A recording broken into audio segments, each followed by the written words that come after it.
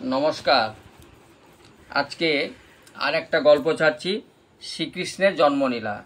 হরে কৃষ্ণ কৃষ্ণ কৃষ্ণ হরে হরে, হরে রাম রাম রাম হরে হরে। রাধে রাধে। জয় গুরু, জয় নিতাই, জয় গুরু। এই গল্পটা শুনলে বহু জন্মের পাপ কেটে যায় এবং ভগবান শ্রীকৃষ্ণের প্রতি ভক্তি জন্মায় এবং বিপদে আপদে ভগবান সদা সর্বদা রক্ষা করেন। এই ভগবানের জন্মকথাটা শুনলে খুব ভালো হয়। গল্পটা শুনুন। ভগবদ্গীতায় শ্রীকৃষ্ণ নিজেই বলেছেন যে তার জন্ম, কর্ম ইত্যাদি সবই দিব্য এবং কেউ যখন তত্ত্বগতভাবে তা জানতে পারে তখন তিনি ভগবদ্ধামে প্রবেশ করবার যোগ্যতা অর্জন করেন। ভগবানের জন্ম একজন সাধারণ মানুষের মতো নয়। সাধারণ মানুষ জন্ম হয় কর্মফলের বন্ধনে আবদ্ধ হয়ে। কর্মের ফলস্বরূপ সে এক দেহ থেকে অন্য দেহে ধারণিত হয়। ভগবানের জন্মের কথা বিশ্লেষণ করে গীতার ৩য় অধ্যায় বলা হয়েছে, তিনি তার নিজের ইচ্ছার প্রভাবে আবির্ভূত হন। যখন ভগবানের আবির্ভাবের সময় হলো তখন কাল সর্বগুণ সম্ভবিত হয়ে পরম সুন্দর হয়ে উঠল। তখন পৃথিবী আনন্দে পরিপূর্ণ হয়ে উঠল। তিনি যোগ এবং নক্ষত্র তখন সর্বমঙ্গলময় এবং সর্বসুলক্ষণযুক্ত হয়ে উঠল। সর্বসুলক্ষণযুক্ত রোহিণী নক্ষত্র তখন তুঙ্গে প্রকাশিত হলো। ব্রহ্মা স্বয়ং এই রোহিণী নক্ষত্রের পর্যবেক্ষণ করেন। জ্যোতিষী শাস্ত্র অনুসারে নক্ষত্রের অবস্থান ছাড়াও বিভিন্ন গ্রহের অবস্থান ও প্রভাবের ফলে শুভ এবং অশুভ তিথি ও যোগ বিচার করা হয়। শ্রীকৃষ্ণের জন্মের সময় সমস্ত গ্রহগুলি সব সময় মঙ্গলময় অবস্থায় এবং সব সময় শুভ ইঙ্গিত প্রার্থনা করে বিরাজ করতে লাগল। তখন 10 দিক শান্ত ও সমবিধি ভরে উঠল। শুভ নক্ষত্রগুলি নভমণ্ডলে শোভা পেতে লাগল। নগর, গ্রাম, গোচরণ ভূমি এবং সকলের হৃদয়ে সব রকমের শুভ ইঙ্গিত দেখা যেতে লাগল। জলে পূর্ণ হয়ে নদ নদী প্রবাহিত হতে লাগল। সর্বগুণগুলির বিকশিত পদ্মে পূর্ণ হয়ে সরোবরগুলি বিকশিত হয়ে পূর্ণ হয়ে শোভা পেতে লাগল। বনভূমি নানা রকম সুন্দর সুন্দর পাখি ও ময়ূরপূর্ণ হয়ে উঠল।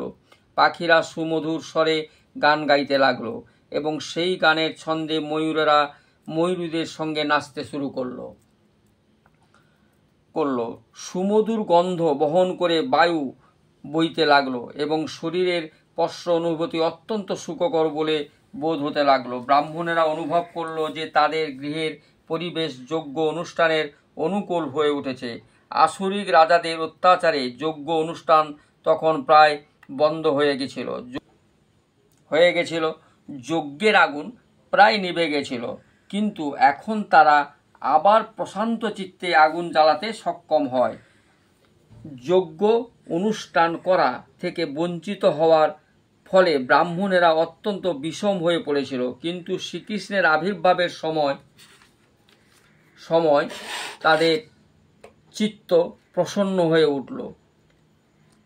মানে কৃষ্ণ ভগবান জন্ম হবার আগে অসুর রাজাদের অত্যাচারে সমস্ত কিছু বন্ধ হয়ে গেছিল। পুজো পাঠ যজ্ঞ সব বন্ধ হয়ে গেছিল। এই যে কৃষ্ণ ভগবান জন্ম হচ্ছেন এই সময় কথা বলছে যে সমস্ত কিছু শুভ পরিপূর্ণ হয়ে যাচ্ছে, শুভ ইঙ্গিত পাওয়া যাচ্ছে। এটা খুবই আনন্দের ব্যাপার। মানে কৃষ্ণ ভগবানের জন্মের আগে এইসব ঘটনা ঘটছে, কেননা তারা নভমণ্ডলে ভগবান শ্রীকৃষ্ণের আবির্ভাব সূচক শব্দ তরঙ্গ শুনতে পেলেন।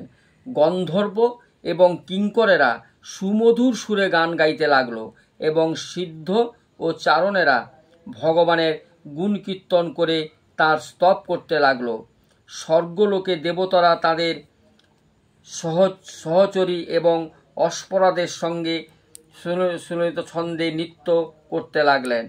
দেবতারা এবং মুনি ঋষিরা পুষ্প বর্ষণ করতে লাগলেন। সুমধুর উপকূলে তরঙ্গের মৃদু মৃদু শব্দ হতে লাগলো এবং অসুরদের মৃদু মৃদু শব্দ হতে লাগলো। তরঙ্গের মৃদু মৃদু শব্দ হতে লাগলো এবং সমুদ্রের উপরে সুমধুর মেঘগর্জন হতে লাগলো। তখন ভগবান বিষ্ণু, যিনি সকলের হৃদয়ে বিরাজ করেন, তিনি রাতের গভীর অন্ধকারে পরমেশ্বর ভগবান রূপে দেবকীর সম্মুখে আবির্ভূত হলেন। পূর্ণচন্দ্র যেভাবে পূর্ব দিগান্তে উদ্দিত হয়, ঠিক তেমনভাবেই পরমেশ্বর ভগবান আবির্ভূত হলেন। কেউ প্রশ্ন করতে পারে যে অষ্টমী তিথিতে শ্রীকৃষ্ণের আবির্ভাব হয়েছিল, তাহলে পূর্ণচন্দ্রের উদয় হলো কি করে? এর উত্তরে বলা হয়েছে যে শ্রীকৃষ্ণ চন্দ্রবংশে আবির্ভূত হয়েছিলেন। তাই চন্দ্র সেই রাত্রে অপূর্ণ থাকলেও সেই বংশে ভগবানের আবির্ভাবের জন্য আনন্দে উৎফুল্ল হয়ে সেদিন পূর্ণ রূপে হয়ে উঠেছিলেন। খনিকা নামক জ্যোতিষী শাস্ত্রগ্রস্তে ভগবান আবির্ভাবের সময়কালীন গ্রস্ত নক্ষত্রের অবস্থান খুব সুন্দরভাবে বর্ণিত হয়েছে। সেখানে প্রমাণ করা হয়েছে যে এই শুভ মুহূর্তে যে শিশুটির জন্ম হলো তিনি হচ্ছেন পরম ব্রহ্ম। বসুদেব দেখলেন যে সেই অদ্ভুত শিশুটি চতুর্ভুজ। তিনি তার 4 হাত, শঙ্খ, চক্র, গদা, পদ্ম ধারণ করে আছেন। বক্ষে তার শিবস্ব চিহ্ন, কণ্ঠে তার কৌশব শোভিত কণ্ঠহার, পরনে তার নীল বসন উজ্জ্বল মেঘের মতো, তার গায়ের রং বৈতুস্ত মণি ভূষিত কিরটি, আর মস্তকে শোভা পাচ্ছে নানা রকম মহামূল্য মণি রত্ন শোভিত সমস্ত অলঙ্কার তার দিব্য দেহে শোভা পাচ্ছে। তার মাথা ভর্তি কুঞ্চিত কালো কেশ রাশি। এই অদ্ভুত শিশুটিকে দেখে বসুদেব অত্যন্ত আশ্চর্য হলেন। তিনি ভাবলেন, কিভাবে একটি নবজাত শিশু এই রকম সমস্ত অলঙ্কারে ভূষিত হলো। তাই তিনি বুঝতে পারলেন যে শ্রীকৃষ্ণই তার পুত্ররূপে আবির্ভূত হয়েছেন। তিনি তখন অত্যন্ত উৎফুল্ল হয়ে উঠলেন। বসুদেব তখন ভাবতে লাগলেন, যদিও তিনি একজন সাধারণ মানুষ এবং বাহ্যিক দিক দিয়ে কংসের কারাগারে আবদ্ধ, তবুও পরমেশ্বর ভগবান বিষ্ণু তার স্বরূপ ধারণ করে তার সন্তান রূপে আবির্ভূত হয়েছেন। কোনো মনুষ্য শিশু এইভাবে চতুর্ভুজ রূপ নিয়ে অলঙ্কার এবং সব রকম দিব্য সাজে সজ্জিত হয়ে এবং পরমেশ্বর ভগবানের সমস্ত লক্ষণগুলি যুক্ত হয়ে জন্মগ্রহণ করে না। বসুদেব বারবার এই শিশু সন্তানটির দিকে তাকিয়ে দেখতে লাগলেন এবং ভাবতে লাগলেন কিভাবে তার এই পরম সৌভাগ্য মুহূর্তটি তিনি উদযাপন করবেন। তিনি ভাবলেন, সাধারণত যখন পুত্র সন্তানের জন্ম হয় মানুষ তখন মহা উৎসব করে, আর পরমেশ্বর ভগবান আজ আমার গৃহে আমার সন্তান রূপে আবির্ভূত হয়েছেন। কত মহা আড়ম্বরে আমার এই উৎসব পালন করা উচিত। বসুদেব তার আরেক নাম আনন্দ কুন্দভী যখন তার নবজাত শিশুটির দিকে তাকিয়ে দেখলেন, তখন তার হৃদয় আনন্দে এত উৎফুল্ল হয়ে উঠল যে তিনি তখন নানা অলঙ্কারে ভূষিত হাজার হাজার গাভী ব্রাহ্মণদের দান করতে ইচ্ছা করলেন। বৈদেশিক প্রথা অনুসারে যখন ক্ষত্রিয় রাজার প্রাসাদে কোনো শুভ অনুষ্ঠান হয়, রাজা তখন নানা রকম সম্পদ দান করেন, বিশেষ করে ব্রাহ্মণ এবং মুনি ঋষিদের। তারা স্বর্ণ অলঙ্কারে ভূষিত গাভী দান করেন। শ্রীকৃষ্ণের আবির্ভাব তিথি উদযাপন করতে বসুদেবও দান করতে ইচ্ছা করলেন, কিন্তু যেহেতু তিনি কংসের কারাগারে শৃঙ্খলাবদ্ধ ছিলেন তাই তার পক্ষে তা সম্ভব হয়নি। তাই মনে মনে তিনি ব্রাহ্মণদের হাজার হাজার গাভী দান করলেন। বসুদেব মনে আর যখন কোনো সংশয় রইল না যে এই নবজাত শিশুটি হচ্ছেন পরমেশ্বর ভগবান, তখন তিনি করজোড়ে প্রণপাত করে বন্দনা করতে শুরু করলেন। বসুদেব তখন চিন্ময় স্তরে অধিষ্ঠিত ছিলেন এবং তিনি সম্পূর্ণভাবে কংসের ভয় থেকে মুক্ত হলেন।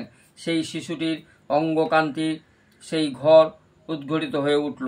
বসুদেব তখন প্রার্থনা করতে লাগলেন, হে প্রিয় প্রভু, আমি জানি আপনি কে। আপনি হচ্ছেন পরমেশ্বর ভগবান, সমস্ত জীবের পরমাত্মা এবং পরম সত্য।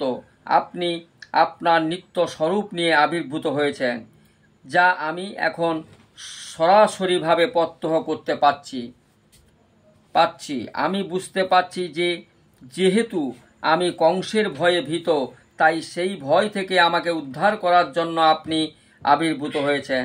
আপনি এই প্রকৃতির অতীত। আপনি হচ্ছেন সেই পরম পুরুষ যিনি মায়ার প্রতি দৃষ্টিপাত করে এই জড় জগতে প্রকাশিত করেন।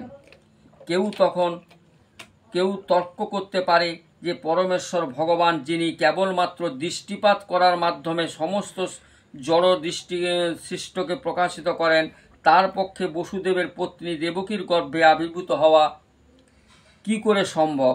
সেই সন্দেহ দূর করার জন্য বসুদেব বললেন, হে প্রিয় ভগবান, আপনি যে দেবকীর গর্ভে আবির্ভূত হয়েছেন এটা তেমন কোনো আশ্চর্যের বিষয় নয়, কেননা এই জড় সৃষ্টিও অনেকটা সেভাবেই প্রকাশিত হয়েছে। আপনি মহাবিষ্ণুরূপে কারণ সমুদ্রে শয়ন করে আছেন এবং আপনার নিঃশ্বাসের প্রভাবে অনন্ত কোটি ব্রহ্মাণ্ড প্রকাশিত হচ্ছে। আপনার গর্ভদক্ষায়ী বিষ্ণুরূপে আপনি প্রতিটি ব্রহ্মাণ্ডে প্রবিষ্ট হয়েছেন। তারপর আবার আপনি নিজেকে ক্ষীরোৎসায়ী বিষ্ণুরূপে প্রকাশ করে সমস্ত জীবের হৃদয়ে প্রবেশ করছেন। এমনকি প্রতিটি পরমাণুর মধ্যেও আপনি নিজেকে প্রকাশ করছেন। তাই আপনার অচিন্ত শক্তির প্রভাবে আপনি দেবকীর গর্ভে প্রবেশ করেছেন। তাতে আশ্চর্য হওয়ার কিছু নেই। যদিও মনে হচ্ছে যে আপনি দেবকীর গর্ভে প্রবেশ করেছেন, কিন্তু তা হলেও আপনি সর্বব্যাপ্ত জড় দৃষ্টান্ত। পরিক্ষেপ্তিতে আমরা আপনার প্রবেশ এবং সর্বব্যাপ্ত উপলব্ধি করতে পারি না। 16টি উৎপাদনে বিভক্ত হওয়ার পরও জড় প্রকৃতি আবির্ভূত থেকে তা যায়।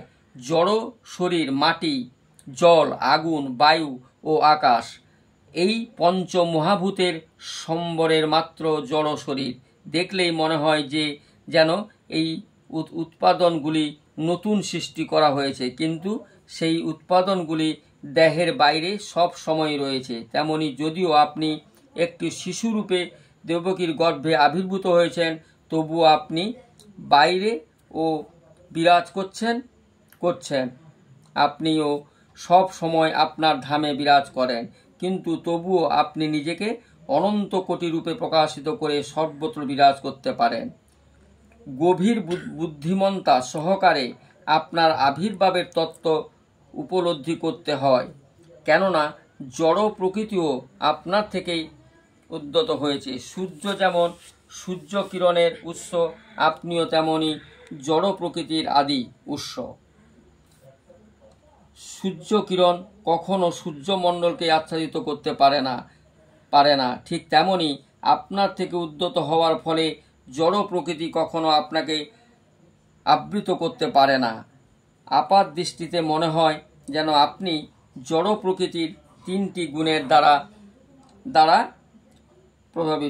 প্রভাবিত, কিন্তু প্রকৃতপক্ষে জড় প্রকৃতির গুণ কখনোই আপনাকে প্রভাবিত করতে পারে না।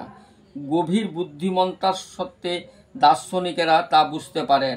পক্ষান্তরে বলা যায় যে যদিও মনে হয় যে আপনি এই জড় প্রকৃতিতে রয়েছেন, তবুও আপনি কখনো তার দ্বারা আচ্ছাদিত হন না।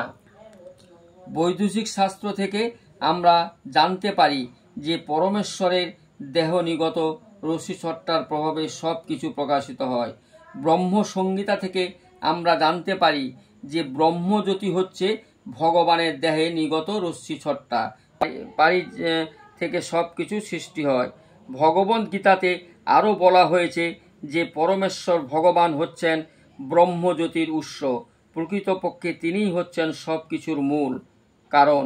কিন্তু অল্প বুদ্ধি সম্পন্ন মানুষেরা মনে করে যে পরমেশ্বর ভগবান যখন এই জড় জগতে আবির্ভূত হন তখন তিনি জড় গুণের দ্বারা প্রভাবিত হয়ে পড়েন।